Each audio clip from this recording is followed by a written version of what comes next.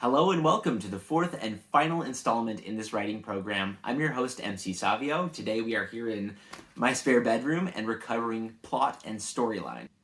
Okay, so plot is one of those terms that's kind of difficult to define, and different writers will insist that it means one thing or another thing.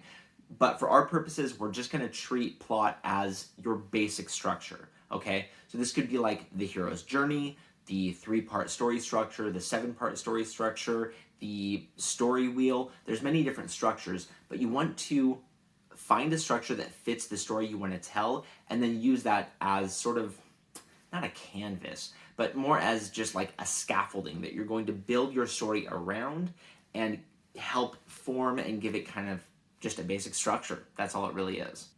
And when I say basic structure, I say that intentionally. It's not the gospel. It's not the hard and fast law. You're allowed to pivot. You're allowed to change aspects of it. But if you start with a sense of a rule, a sense of direction, a point A and a point B, then your deviations can feel more natural and not just like random meanderings. You want to make sure that you have intentionality behind where you're going, but your structure is not a death sentence. It's not something that you are incapable of deviating from.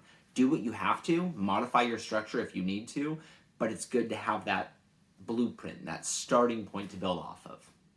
You might be wondering now, okay, we have a structure of moving from point A to point B, the structure of our storyline, but what is this progress? What is the movement from point A to point B? And this is where we kind of circle back to Module 2 when we talked about characters.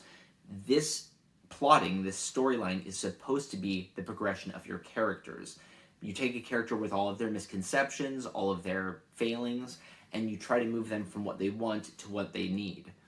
Or, I mean, that's hopefully what happens to your character if they have a happy ending, or you can show their fall and their descent, and that is all about their character's progression.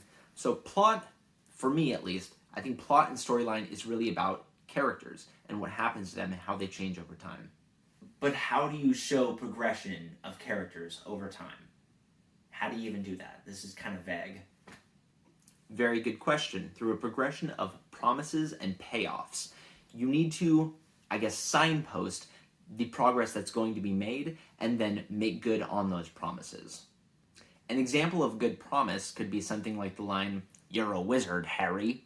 I mean, in that one line, it's established what's going to happen over the course of the rest of the book, and in some cases, the rest of the series. You understand that Harry is going to go on some magical adventure and experience things that he never has before. However, that example is a little on the nose. You can have more subtle examples too.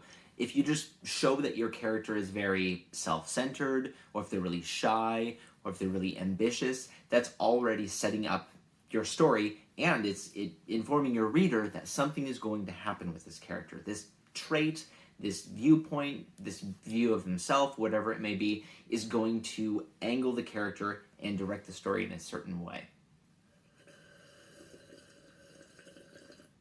Now you may be wondering, how far should you go with this? Do you need an entire breakdown of all of your chapters? Is this more just like a basic story arc where you just, in one sentence, write each of the 3 acts if you're doing the 3-act structure or something like that? You can do it however you like. I was going through the process of writing each one of the story beats for my 4 point of view characters for my novel, and originally I just wanted it to be a 1-page thing. It turned into 6 pages, and I still wasn't done. So I'm learning how to scale this back myself, but you need to find what works best for you. Does 1 page work? Do you want 12-page outlines? It all depends on what helps you write your book. And I know this is super helpful because everybody says it, but it's actually very true. All writing advice is just advice.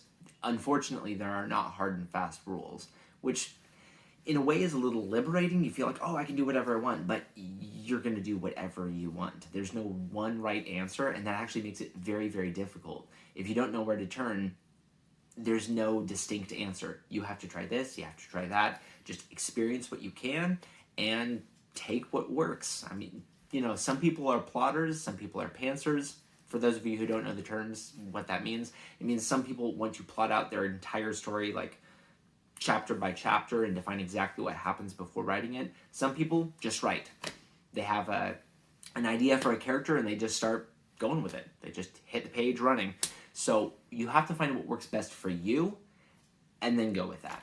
So all of this module, the preceding modules, all of this is just advice and hopes that it may help you. I don't know what works best for you, and frankly, I still don't really know what works best for me. That's why we're going on this adventure together. If you want an absolute bare bones example of what your plot line should look like for each of your point of view characters, you really only need 3 beats. You need to know where they start with all of their flaws and misconceptions, you need to know where they end up, and you need to know what hurdles they will face in the middle. That's basically it, because if you know point A, point B, and you have a sense about that line joining the two, that's your beginning, end, and middle. And I think that's kind of the way to do it too. A lot of people focus on like beginning, middle, end, but if you know where you're going to end up, you can build a really strong middle. Don't just start in the middle. It's kind of like building a bridge, really. You know, you need to build your foundation on one side and your foundation on the other side, then you can build something strong in the middle. You don't just like start suspending cables and hope that it will attach to the other side. You need solid understanding of what is going to be on both ends, and then build what's in the middle. Anyway, that's what works for me. If it doesn't work for you, find what works for you. But this is a good jumping off point. So anyway, that is the end of this module. I don't really have anything else to add. I'm just really, really pumped for November, starting tomorrow. I am so pumped for this. I hope you guys are too. Please keep me posted with what you're doing. You can comment on any of these videos. I will read them all. And I will keep you guys updated with just very, very brief videos on what I'm working on, ideas on how to flesh out your story a bit more, all that kind of stuff. So anyway, happy writing. Hope you guys have a lot of fun, and happy Halloween. Oh, lastly, make sure to use spell check. Those little mistakes can really tarnish the quality of your writing. And make sure to lick, share, and prescribe. Like, share, and subscribe. And yeah, I will see you guys a little bit more in November. And yeah, I hope you guys are pumped. Now that is what I call a sunset. Absolutely beautiful.